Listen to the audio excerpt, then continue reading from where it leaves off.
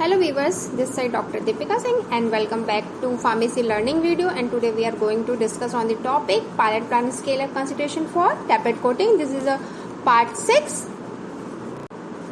Hello friends, हमने अभी तक वीडियो में देखा कि कैसे हम जो पायलट प्लांट उसको सेटअप करते हैं और उसको हम कैसे स्केल अप करते हैं, और इसके अलावा हमने ये भी देखा कि जो different types of granulation methods हैं उसमें क्या क्या फैक्टर को हमें कंसीडर करना चाहिए, कैसे उसको हम ओवरकम करेंगे वाइल स्केल अप।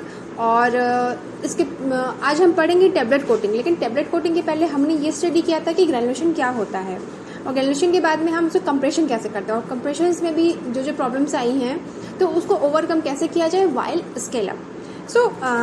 तो after compression there are different types of tablet coating method. मतलब टैबलेट को हम कोटिंग कर देते हैं बिकॉज इट लुक अट्रैक्टिव, और जो कई टैबलेट जिनके टेस्ट बीटर होता है उसको मास्क करने के लिए भी हम यूज़ करते हैं। लेकिन जब हम कोटिंग करते हैं तो उस टाइम भी हमें बहुत सारे प्रॉब्लम्स को फेस करना पड़ता है। तो अगर हम इसको सीधे लार्ज स्केल पे करेंगे तो हमारा जो रिज़ल्ट है वो भी थोड़ा सा डिस्टर्ब होता है, और इसके अलावा जो लेबर कॉस्ट है वो भी बहुत ज़्यादा होता है। कोटिंग मतलब बहुत सारे इकोनॉमिकल नहीं होती चीज़ें। तो इसके लिए पहले हम पायलट प्लांट स्टडी करते हैं, देन जो वहाँ पे हमें प्रॉब्लम्स आ रही हैं हम उसको ओवरकम करके तब then we transfer to the large scale production. तो friends come we have to know that what is a tablet coating. तो पहले क्या होता था, आज की डेट में कन्वेंशनल कोटिंग पैन में हम लोग शुगर कोटिंग करते थे।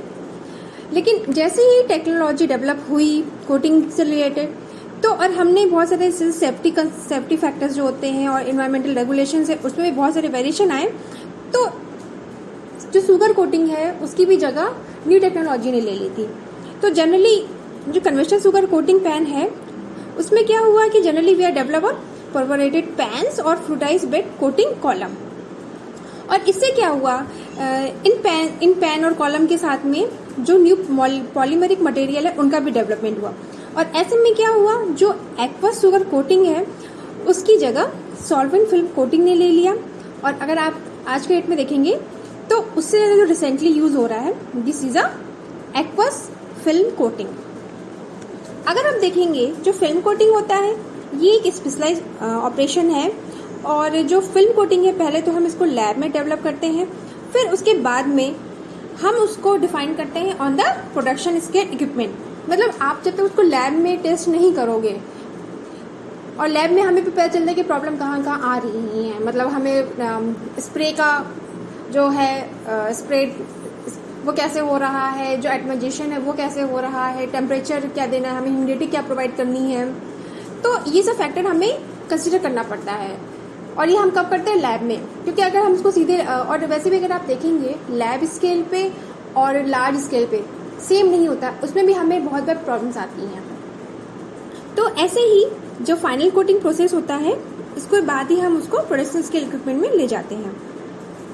और जो प्रॉपरली डिजाइन कोर टैबलेट होता है वही फाइनली स्केल अप के लिए सक्सेस होता है। मतलब ये कि जैसे कि आप ये सोच लीजिए टैबलेट तो आपने प्रिपेयर कर लिया, कंप्रेस कर लिया, लेकिन अगर टैबलेट ही आपकी जो सुपीरियर क्वालिटी की नहीं होगी, अगर उसका हार्डनेस अच्छा नहीं होगा, उसमें मतलब उसकी जो एजेस हैं अगर वो भी प्रॉपरली नहीं बना है, तो ये सब क्या होता है जब हम उसको कोटिंग करते हैं तो उस टाइम में भी उसमें एब्रेशंस या चिपिंग क्रीपिंग ये सब भी बहुत सारी प्रॉब्लम आती है। तो इसलिए जब हम आप उसको स्केल अप पे ट्रांसफर करते हैं, स्केल अप करते हैं, तो उस टाइम पे एक प्रॉपरली कोर टैबलेट का बनना बहुत ही ज़रूरी होता है। क्योंकि टैबलेट को खुद में इतना हार्ड होना चाहिए कि वो अपने आप को जब कोटिंग पैन में उसकी टम्बलिंग होती है तो वो उस चीज़ को बेयर कर सके। वो मतलब चाहे आप उसको कोटिंग पैन में उसकी कोटिंग करिए चाहे कोटिंग कॉलम में करिए। जो टैबलेट डिज़ाइन होती है उसमें अगर शार्प एजेस है या फ्लैट सरफेस हो तो हमें ऐसी चीज़ों को अवॉइड करना चाहिए, क्योंकि ऐसे जो टैबलेट्स होते हैं उनको कोटिंग करने में प्रॉब्लम आती है। इसके अलावा जो इनग्रेव्ड सरफेस होते हैं उसको भी कोटिंग करने में प्रॉब्लम आती है। तो ये प्रॉब्लम को जहाँ तक हो हमें बहुत ही मिनिमाइज करने की कोशिश करना चाहिए। और ये तभी पॉसिबल है कि जो इनग्रेविंग वाले टैबलेट होते हैं अगर हम उसको सैलो कर दें, और जो कट्स हैं उसमें कट्स को हम लोग एंगल इस प्रकार एंगल कर दें कि उसकी जो शार्प एजेस है वो रिमूव हो जाए। और अगर आप देखेंगे जो कुछ कोर टैबलेट्स होती हैं वो नेचुरली ही हाइड्रोफोबिक होती हैं, तो इस केस में हम क्या करते हैं, जो फिल्म कोटिंग है विथ एन एक्वस सिस्टम में require special formulation of the tablet core और द कोटिंग सॉल्यूशन।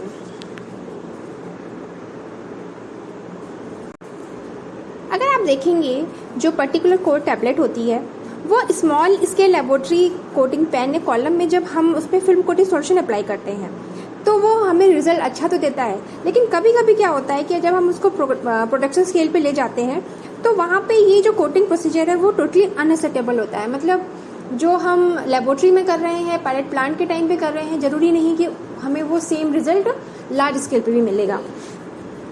तो जनरली ये जो differences in performance is due to the increase pressure and abrasion to which the tablet are subjected when the batch size is large. तो हम ये भी कह सकते हैं कि जब हमारा बैच साइज बहुत ज़्यादा होता है, मतलब जब हम उसको लार्ज स्केल पे लेके जाते हैं तो जाहिर सी बात है कि वहाँ पे जो बैच साइज होगा वो बहुत ज़्यादा होगा। तो उस टाइम में क्या होता है, उनकी परफॉर्मेंस में डिफरेंस आ जाती है। क्यों होता है? क्योंकि प्रेशर ज़्यादा हो रहा है और वहाँ पे जो एब्रेशंस के चांसेस भी होते हैं। तो जब हम कोटिंग या ड्राइंग साइकिल जब हम चलाते हैं, मतलब यूज़ करते हैं, तो उस टाइम पे जो इंडिविजुअल टैबलेट्स है जब वो एक्सपोज हो रहा है तो उस टाइम पे टेम्परेचर और जो ह्यूमिडिटी एनवायरनमेंट होता है उसमें भी कुछ डिफरेंसेस होती हैं। और जनरली अगर आपको ये चीज़ जानना है कि जो डिफरेंसेस है क्यों हो रहे हैं, तो जनरली हम इसको with the help of some basic engineering equation we can predict this differences and describe the term what is a temperature and humidity gradient and transfer that's occur in the coating system। और इसके अलावा जैसे कुछ operating conditions होती हैं, अगर चाहे आप पैन यूज़ करिए चाहे आप कॉलम ऑपरेशन यूज़ करिए, तो उस टाइम पे जो ऑपरेटिंग कंडीशंस होती है तो हमें उस फैक्टर को कंसीडर करना चाहिए। तो उसमें क्या क्या चीज़ें अराइज होती हैं। पहला तो हो जाता है आपका कि ऑप्टिमम टैबलेट का लोड क्या है, then operating tablet bed temperature क्या है, ड्राइंग एयर फ्लो रेट क्या है, और ड्राइंग एयर फ्लो का जो टेम्परेचर है वो क्या है, और उसके साथ में जो सॉल्यूशन एप्लीकेशन रेट है, मतलब किस रेट के साथ में जो सॉल्यूशन का एप्लीकेशन हो रहा है। और अगर आप देखेंगे इसके साथ में तो जो एटोमनाइजिंग नोजल होती है पर्टिकुलर जो हम टिपिकल फार्मास्यूटिकल एप्लीकेशन में यूज़ करते हैं वो भी या तो हाई प्रेशर एयरलेस होती है या तो फिर एयर एटोमाइजिंग होती है। अगर आप एयरलेस स्प्रेयर अगर देखेंगे आप तो उस टाइम पे भी हमें जो नोजल अपर्चर जो होती है उनके साइज और शेप पे भी हमें बहुत ही ये इंपॉर्टेंट होता है, मतलब हमें इस चीज़ पे भी ध्यान देना चाहिए।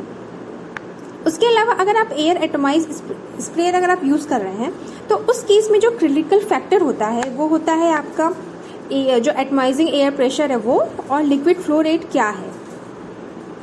तो अगर आप ये आपका अगर ये बेस्ट होगा तो आपकी जो प्रॉपर स्प्रेइंग कैरेक्टरिस्टिक आपको ऑब्टेन होगी। ऐसे ही अगर आप देखेंगे कि जो हाई एयर फ्लो होता है वहाँ पे आपको फाइन स्प्रे तो मिलता है, लेकिन ये क्या करता है, it creates a sometime more turbulence, और ऐसे में क्या होता है कि स्प्रे ड्राइंग इफेक्ट भी हमारा ख़राब हो जाता है। तो जो हम कोटिंग सॉल्यूशन होता है वो हमें इसमें कंटिन्यूसली स्प्रे करना चाहिए या इंटरमाइटेंटली हमें स्प्रे करना चाहिए। अगर हम लोग इंटरमाइटेंटली अगर स्प्रे कर रहे हैं तो जो साइकिल है वो भी टाइम्ड होना चाहिए ताकि वो जो अनकोटेड जो ड्राई अनकोटेड और जो पार्शली कोटेड टैबलेट है उसके रोटेशन को वो प्रिवेंट कर सके। और ऐसे में क्या होगा कि जो हमारा रिजल्ट आएगा वो एब्रेशन और जो edge chipping of the tablet and a poor quality coating. मतलब सिंपली हम ये कह रहे हैं कि अगर आप अच्छे से स्प्रे नहीं कर रहे हो और साइकिल अगर हमने साइकिल को क्या कर दिया, टाइमली कर दिया है, तो हमारा जो रिजल्ट है वो इन फैक्टर्स पे ही डिपेंड करता है। अगर आप देखेंगे ये जो चिपिंग और ये एब्रेशन इफेक्ट है ये सिर्फ टैबलेट को ही डैमेज नहीं करती है, और कई जो इसके डेब्रिस होते हैं, मतलब आप कह सकते हैं जो चिपिंग और एब्रेशन के टाइम पे जो टैबलेट्स उनकी जो रेसिड्यू बच जाती है तो वो क्या होते हैं, बैच में जो अच्छे टैबलेट्स है ये उनके साथ में जाके चिपक जाते हैं, एडर्ट हो जाते हैं। और ऐसे में क्या होता है, ये पूरे जो पैन को और जो कॉलम पे लोड है उसको भी ये खराब कर देते हैं। और इसके साथ में हम ये भी काम कर सकते हैं, अगर आप टैबलेट की हार्डनेस को अगर बढ़ाते हैं और इसके साथ में कोटिंग पैन में अगर आप बेफल यूज़ करते हैं तो ये चिपिंग और and abrasion of the tablet को भी ये रिड्यूस करता है। और ये जो बेफल्स है वो क्या करता है, टैबलेट प्लेट में उसको वो स्लाइडिंग से भी प्रिवेंट करता है और क्या करता है, रोलिंग नहीं होने देता है। और पूरे टैबलेट में जो टैबलेट का वेट, उस पर जो लोड पड़ रहा है उसको भी वो रीडिस्ट्रीब्यूट कर देता है, और इसके अलावा जो वेट है वो भी अच्छे से पूरे पैन में डिस्ट्रीब्यूट हो जाता है as compare to the entire tablet weight. मतलब अगर आप देखेंगे जो अगर हम मतलब बैफल्स अगर हम यूज़ कर रहे हैं तो वो क्या कर रहा है, रोलिंग की जगह वो स्लाइडिंग, रोलिंग होने की जगह वो उसको स्लाइडिंग में प्रिवेंट कर रहा है, और साथ में जो टैबलेट का पूरा वेट है, लोड है जो, उसको अच्छे से रीडिस्ट्रीब्यूट करता है। ठीक है। और अगर आप यहीं पे कॉलम ऑपरेशन देखेंगे तो वहाँ पे जो एब्रेशन है वो कैसे मिनिमाइज होगा, वो ऐसे मिनिमाइज होगा by controlling the length and the diameter of the center spouting column, और इसके साथ में controlling the force of the air fluidize the tablet. और आज की डेट में आप देखेंगे जो कोटिंग पेन्स जो यूज़ हो रही हैं उसमें कंप्यूटर और माइक्रो प्रोसेसर यूज़ हो रहा है, जो क्या करते हैं पूरे सिस्टम को अच्छे से कंट्रोल करते हैं पूरा। मतलब मैनुअली की कोई नीड ही नहीं है, हम सिर्फ मशीन्स में जो भी माइक्रो प्रोसेसर यूज़ हो रहे हैं या जो भी ऑटोमेटेड सिस्टम है, हम उसके बेसिस पे हम पूरे सिस्टम को कंट्रोल कर लेते हैं, और साथ में जो आपको रिजल्ट मिलता है वो रिप्रोड्यूसिबल होता है। और अगर आप देखेंगे आज से कुछ साल पहले जो tablet coating was an art rather than a science. मतलब उस समय सिंपली वो लोग कोटिंग करते थे, उतना फैक्टर नहीं होता था। लेकिन आज की डेट में, लेकिन उस टाइम में जो प्रॉब्लम्स आती थी उसको ओवरकम करने के लिए ये जो माइक्रो प्रोसेसर वाले सिस्टम है या ऑटोमेटेड जो मशीन्स हैं, ये इन्होंने काफ़ी जो टैबलेट्स कोटिंग में जो प्रॉब्लम आती है उसको ओवरकम कर दिया है।